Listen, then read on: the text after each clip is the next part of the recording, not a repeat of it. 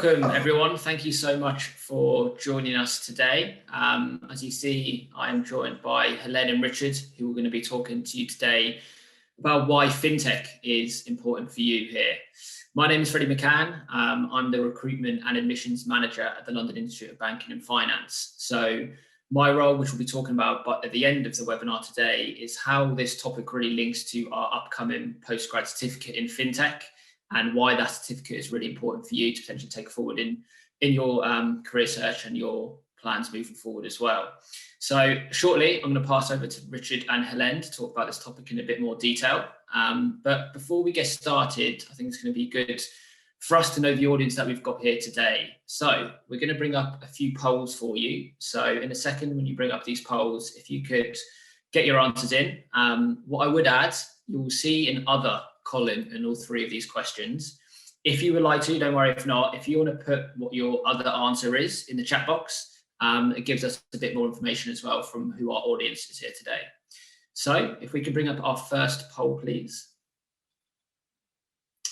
What region are you from? Like I said, don't have to if you don't want to, but if you want to put your other one in the chat box, that would be fantastic.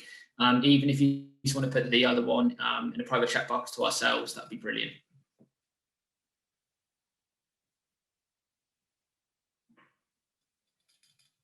Thank you very much, Nandan, putting that in the chat box as well.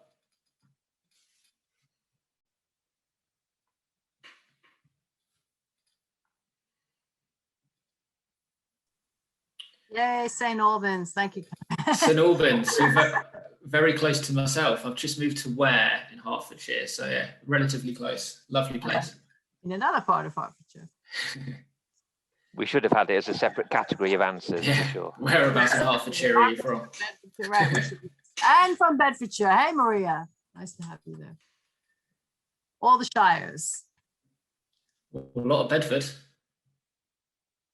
So everyone seems to be, my family's from Northampton, my other family's from Bedford. It's just, everyone's close to myself. Well, this is in Alex. Volcano Coffee down in Brixton is amazing. Northamptonshire, East Sussex. We're definitely getting coverage. Berkshire, Holyport, London. It's wonderful to have everybody with us. Perfect. So if you want to move on to the next poll, that's okay.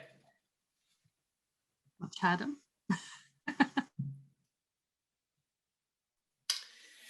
Next poll, what type of organisation do you work for? Once again, if you would like to, put the other in the chat box.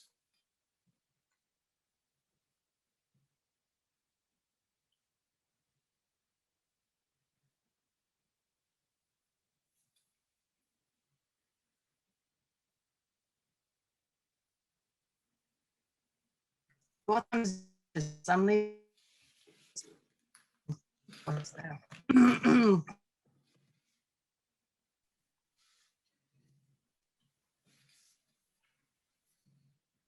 Thank you everyone for putting those others in. As we've got a high percentage of others, it's really good to see what those roles are.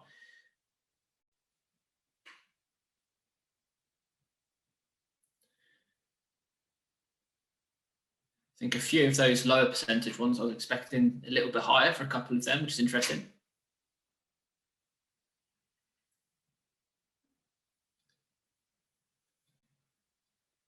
Perfect, thanks so much. If we can move on to our final poll now.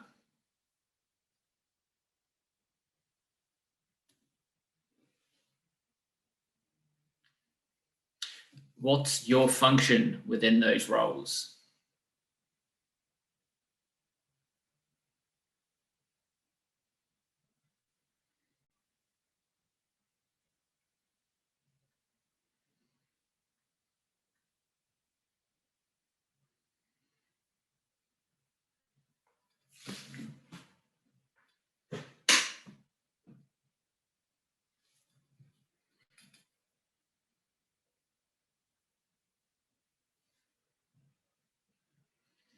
Perfect. It's good to see how many different roles and people we've got here today. It's fascinating.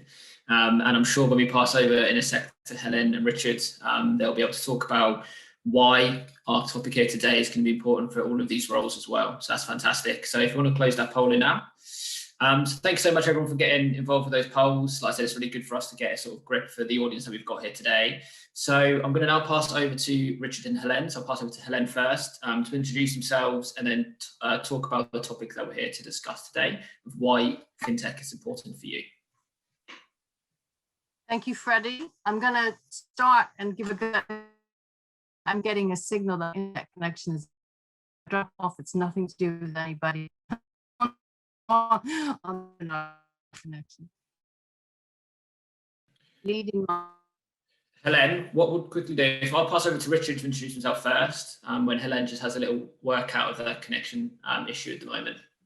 Sure. So, hi everybody. Thank you very much for coming along to this session. So, my name is Richard Johnson. I started my career with a modest 22 years in a big bank. So I worked at NatWest and the Royal Bank of Scotland in the UK, one of the big 4 banks in the UK. And I did all sorts of things there. So I ran branches, I ran the back office of some of the wealth management operations. I was head of strategy for the retail bank. And then in the early 2000s, I was looking after the internet and phone banking propositions for the retail bank. And in that role, in the early 2000s, I was very fortunate to be the person that any of the first wave of sort of internet startups that were starting to get into this space. Whenever they came to the bank, they were directed to me because I've got internet in my job title. And that was a fantastic opportunity. I got to meet some really, really interesting companies. And perhaps predictably, in hindsight, I fell in love with one of the startups that came along and was introduced to me. And I abandoned what one would traditionally see as a secure long-term career in the bank and jumped ship and joined a startup. It was about 12 people when I joined, and I was there for nearly 10 years. And over that period, we grew it from 12 people to 1,200 people. And then we crashed down the other side to about 300 people.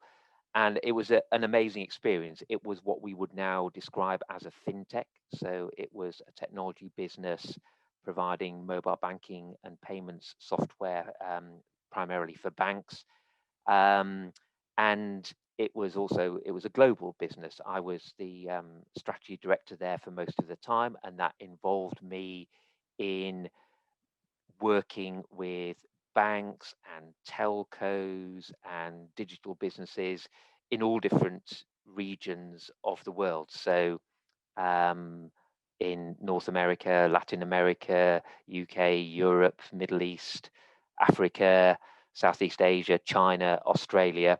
And the period that I was there was a really interesting period because we started to see the emergence of some of the names who have now become really big players in the fintech space. So I was fortunate to get to meet Alipay in Hangzhou in China in 2011, got to work with the founders of M-Pesa in Kenya, PayPal in some of its earlier incarnations, lots of different businesses who have gone on to be a big part of the fintech scene. And for the last 5 years, what I've been doing is advising and consulting with a range of different businesses on basically how digital is disrupting financial services. So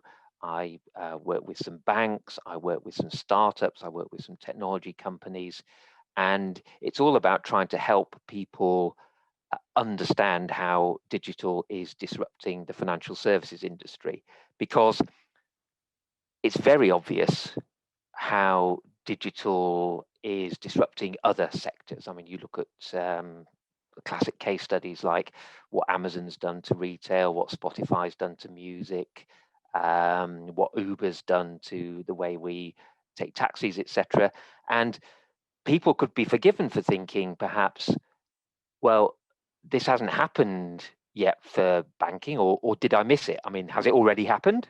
Perhaps it's not going to happen at all. Well, actually, I think it's just that it's taken a little bit longer in banking, because banking is complicated, and in particular, it's a highly regulated sector.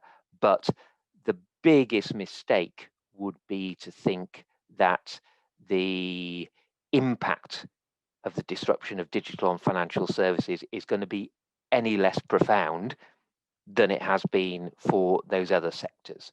So it's almost a cliche now to talk about, oh, well, Blockbuster, look what happened to them because they were on the wrong side of digital disruption. Look what happened to Toys R Us.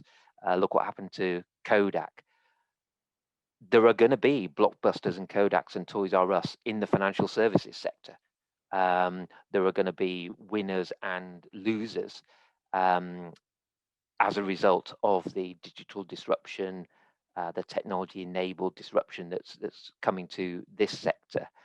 And I'm a big believer that whatever sort of involvement you have in the financial services sector, so whether you're with a bank, whether you're with a technology company, you're a regulator or an investor, it's really important to build your confidence in the digital disruption of financial services, so that you're as happy dealing with when something crosses your desk that's to do with machine learning or cloud computing or banking as a service, you're as confident in dealing with those issues as you have been in the past dealing with credit and project finance and things like that. So whether you're in marketing or sales or branches or operations or risk or compliance or finance or legal or HR,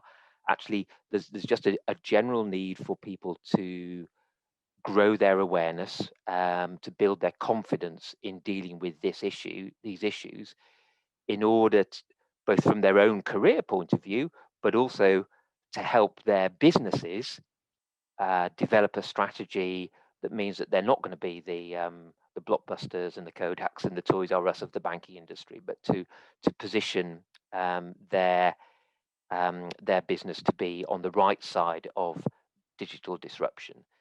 And yeah, my observation is that the way this is playing out is very different in different regions of the world, but the fundamental forces are the same ones. So in addition to my advisory and consulting work, what I also do is, like this program here, is help in training and education and building confidence of people in being able to make sense of the digital disruption of the financial services sector, to better equip them and their businesses to be successful in future through this disruption. So I'll just pause there and hand over to Helen, but that's kind of my story and why I'm here in front of you today, and looking forward to working hopefully with lots of you on this program. Helen. Thank you, Richard. And hopefully my reconnection means that my connection is a bit more stable. And like Karthik, I've also written a book, so you can see that behind me, which is the culmination of 30 odd years of working in financial services and in fintech as well. Stable on the connection? Okay, can you hear me, everyone? Okay. So it's interesting listening to Richard as well, and helping people to have confidence and helping people to understand, no matter what your role is within a financial services organization or an academic organization or a consultancy or other fintech or other professional services providers. Sometimes we have legal folks as well who join us, or people from NGOs.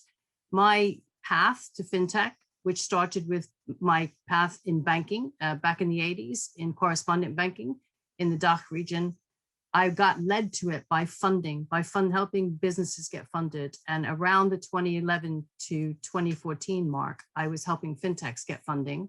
some of the most well-known that we have in the UK now, and also connecting the small and medium-sized enterprise or business to their platforms, for example. So I came into it on the lending and equity, on the debt and equity side, before moving on to working at the trade body for FinTech in the UK, setting up their first events and education platform, and then moving into education at University College London, at Imperial, and of course, finally at the London Institute of Banking and Finance, where I helped to run the digital center for banking and finance. The other half of my day, as it were, or my week, is spent with an organization called Vacuum Labs, which is headquartered in Bratislava, and we build digital banks and digital banking propositions. So right at the moment, one of the things that's very hot is niche communities, communities of affinity or communities properly in terms of banking that are built with a licensed bank in the background, and the platform using APIs and other technologies plugs into the FinTech experience to provide what really is hyper-personalized products and services for that community, which sort of is the zenith of FinTech. Transparent, lower cost, quicker, hyper-personalized propositions. And Richard and I, obviously through LIBF, we have short courses, long courses, right? We'll be doing a variety of ways of engaging with people, events as well. So jargon, APIs. So they're programming interfaces, Mick, and we'll be, actually it's a good point to say that we will be looking at, maybe Freddie, we can bring up the course outline. I'm just conscious of time because we only have about 10 more minutes left.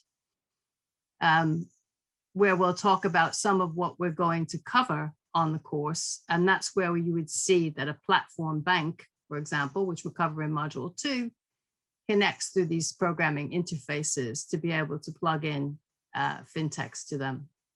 So Richard, maybe we can take a little bit of a jaunt through the course itself. You said you and I are going to be on modules 1 and 2 predominantly, before handing over to Marco, Chrissy, and Alfonso on the 3rd module. But the course outline, as it were, is designed to help you feel comfortable, as Richard said, and confident around all the areas of FinTech and banking in FinTech as they relate to each other. So module 1 is FinTech Foundations and Alternative Finance. So we're going to look at the overview of FinTech, how we got here, and the impact of digital challenges, for example, on incumbent banks. And we'll go further into the payments and remittances, risk, embedded finance, wealth and robo-advisory, and some of the technology around AI, machine learning, and of course, regulation. Now, there's a lot in that module as well. Of course, we have 10 weeks to cover it.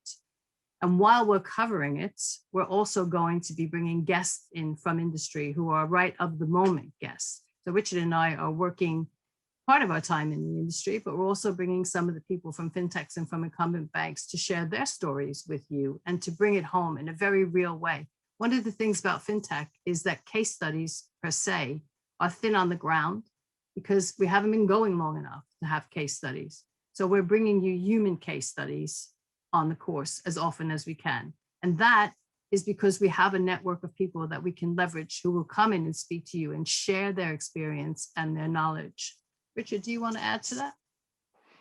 Yeah, I think that's all absolutely right. And in terms of perhaps just to touch on module 2, module 2 is where we're particularly going to be looking at banking itself within the context of the wider sort of fintech space. And there really is, they say that this sort of change happens slowly, and then suddenly very, very fast. And there's really the feeling that some of the transformations going on at the moment with, here's another bit of jargon coming, but banking as a service and platformization, that we really are starting to see some massive, I suppose, the weak signals of some of the things that are going to be the massive changes and transformations in future. And that's around the business models listed here on in this course, the way that it's playing out in different regions. I mean, if we take something like what's gone on in China in the last 6 months, absolutely unbelievable changes from a situation where Alipay and WeChat were almost completely dominating the digital financial services scene, to we now see the regulatory landscape, the regulator having stepped in and stopped Alipay from doing a big IPO, and then even further, most recently, the launch of the digital currency in China. If anybody hasn't seen the video that came out earlier this week, showing how that's going to be used, I think one can interpret within China to encourage citizens to use that rather than using Alipay and WeChat Pay. This stuff is literally unfolding week by week, and these are absolutely seismic changes, and that's some of the real up-to-date stuff that we're going to be covering during Model 2, as well as one of Helene's real specialist areas, so looking at the different funding models of the new participants in the space. Do you want to touch on Module 3, Helene? Thanks very much, Richard. Yeah, and actually it's important to remember that fintech is very much of the moment, and for everyone coming on one of these courses, in some way I feel for you, because there's an overwhelming amount of information, and we're going to help you try and sift through what matters and what's important. And of course we'll give you resources to refer to in terms of news services and things like that, so that you can sift through it. But unlike some of us, Richard and I, came from traditional banking. I can see that some of you come from traditional banking, where things might take longer. We might go through a waterfall process. We might take things in project phases. We might just be moving into agile, and we have more time to assimilate information and change. In fintech, we absolutely don't have that time. And there's a cultural and a mental and an educational change that you need to make to be able to be in this space and to absorb it and to understand it in your own organizations. We've mentioned fintech entrepreneurs that will join us, but you're all fintech entrepreneurs as well. So as Richard said, in Module 3, we're moving on to, you alluded to the Chinese digital currency. You'll have a different set of lectures in the sense of Marco Baldini from Oric in Italy, Chrissy Chafara, who has her own tokenization business here in the UK, and Alfonso Delgado, who has a fund in this space for cryptocurrencies and is a Bitcoin blockchain expert. And they're going to be looking, of course, at the onset, the implications. We've all watched Bitcoin go through the roof and come down, and the impact of the pandemic on cash versus no cash, on the power of tokenizing payments, the fact that all of our central banks are looking at this as cryptocurrencies, digital currencies, to regulate them or to run them alongside fiat currency on a wholesale side, for example. So these are things that are being discussed. These are some things that have been accelerated by the pandemic, of course. There's something that all of our regions and our parts of the world are looking at, but they also have moral and ethical implications. And they will go through that over their 10 sessions with you. Now, and as I'm talking and we're thinking 10 sessions, it sounds like it's a lot, but to be honest, we're covering a lot of ground. So you will have some assignments, obviously. There'll be some exams in some of the modules, and there'll be some blog assignments and some group presentations in some of the modules, and that will all be laid out at the start of the course. And of course, we'll all be on hand for guidance and pastoral care. But we are getting a lot into this this whole course over the 3 modules as well. So there are some questions coming in. Hey, Will, thanks very much.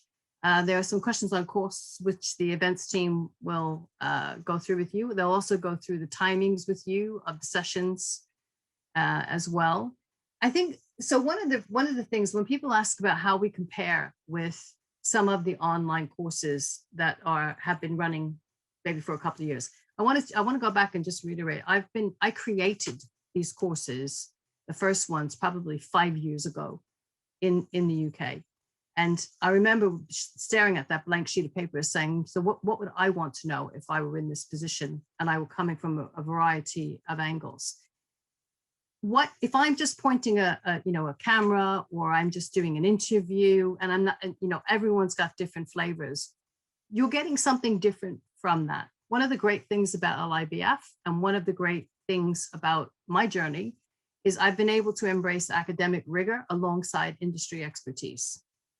So I'm not saying that there aren't other courses that will suit somebody's need, but if you want the academic rigor, because this is a postgraduate certificate from a university awarding body, the same way that you would have it if you were at Oxford or Cambridge or somewhere else. But what we're able to bring because of our backgrounds and our networks is really a lot of the industry comes to these courses. I had the CTO of a company called Curve speaking on a course recently. Have a look on that. The CEO of a buy now, pay later called Divido. Richard, we tap into your network. We know the value of network when it comes to fintech.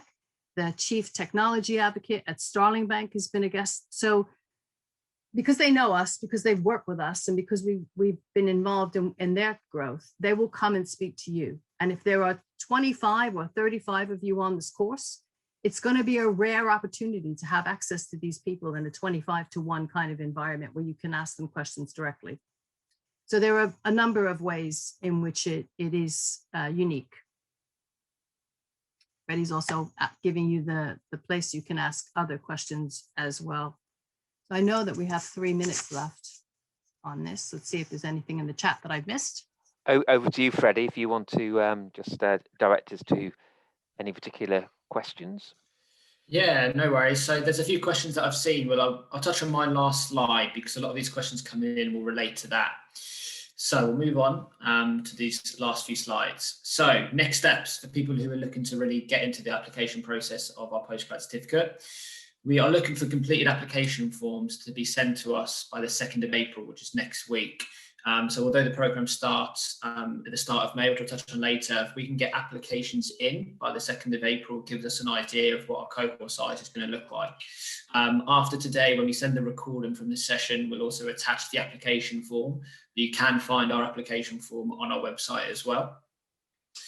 Once you have completed the application form and send it over to us, we will send you a program contract, which you would sign and then return to us. The course begins on the 6th of May. So like I said, we've got a while till the course actually begins, but it would be fantastic for people to get those application forms in beforehand. Just going back to the application form in by the 2nd of April, it doesn't mean you have to pay the fees at that point. It will just be the application form in itself. You'll complete the course by around March 2022. And just going back to the point that we touched on earlier, this is an opportunity to get 60 credits towards a full MSc. So obviously it is a postgrad certificate in every essence of the sense. So it is that fantastic opportunity to get those 60 credits towards an MSc if people are working towards that as well. So I'm hoping I covered most of the questions that we got in there, just looking at the time coming up as well. But like I said, if you have any additional questions after today, please send them through to the email that we put in the chat box, admissions@libf.ac.uk, and we can get those through to you. A couple of questions just coming through. Will there be another intake this year? Potentially, but at the moment we're planning just for the intake in May. If that changes at all, and if you're interested but you're not interested in completing the course in May, just let us know again, and we can let you know as soon as another course that comes up in the future as well. Applications could potentially be rejected depending on the qualifications and the experience that you've got as well. But what I would say, when we ask for that application form, please feel free to send through your CV as well. And that's an additional piece that we can look at too.